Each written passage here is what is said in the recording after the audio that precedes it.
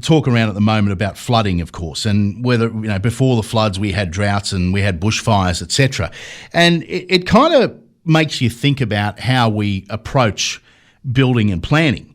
Our forebears established towns in, picturesque locations with plentiful water supplies, and occasionally floods and fires would come and wipe out towns, but they were always rebuilt. Now, we're more sophisticated than that now, but we seem to still continue to rebuild in the same locations. Why? Building and property development expert Steve Chandler joins us now. Steve, good morning. Good morning, Steve. It doesn't make a lot of sense to people outside of these areas that if, and we see parts of New South Wales that are going through their third flood in a year. Have we learnt anything? No, absolutely not. Yeah, obviously. I mean, how do you, there's that saying about, doing the same thing again and again and expecting a different result. That's insanity. And it seems that that's what we are. 200 years ago when as you said, the forebears, they had to, live right next to the water, to be able to get that. And they lived in beautiful locations and, the fires came through and wiped out their timber cottages. Now we've got, products that can withstand fire. We don't have products that can withstand a flood. So why are we building on the ground when we rebuild? Why aren't we having our building code say, look, if you live in a flood zone, you cannot build a house on the ground. You've got to build it above the flood level.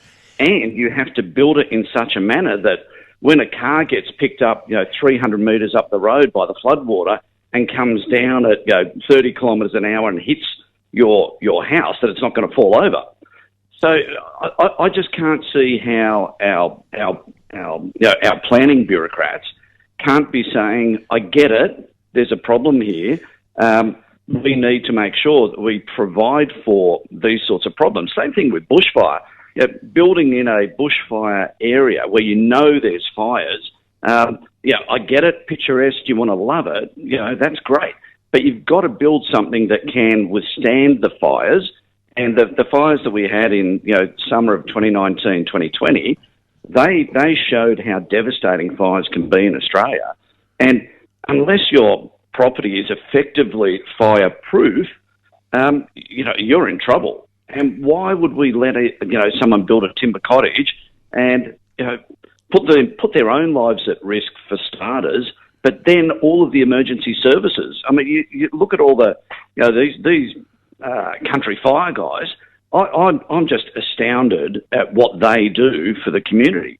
But we shouldn't be putting people like that into harm's way to protect someone who's made a choice that puts their lives at risk. Why do you think this keeps happening, though? I mean, I made the comment earlier this morning that particularly the bureaucrats we have in Canberra don't know what's going on outside the ACT. In fact, they don't know what's going outside of the parliamentary triangle. So even if you live in the outer suburbs of the ACT, they don't know what your life means. But is it because they're not getting out and actually seeing what's happening on the ground? Is there something else standing in the way of us changing? Because we update the building codes all the time. It's not like we're afraid to change building codes in Australia, but we just don't seem to get this part right. Well, at least we had a little bit of a go with our bushfire, with our the rating system for bushfires for new homes. But personally, I don't think it's anywhere near enough. I don't think the building codes are going to change unless there's political will to do it, and I don't think there's political will to really push flooding. The only way you can avoid a flood is by being above it or not in a flood zone whatsoever. But because so many people live in flood zones now, politically, to say, if you get wiped out in a flood, you cannot rebuild there, and you therefore lose your money. Politically, that'll never happen. So politics, I think, is the really big issue here.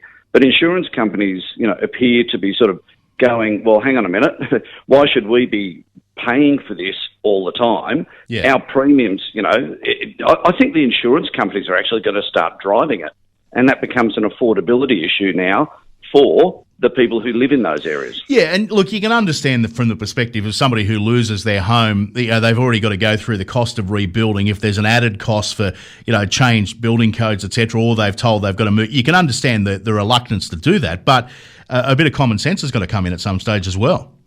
Oh, you would think so, but politics and common sense doesn't always go hand in hand. Very rarely, I would say. Steve, good to talk to you this morning.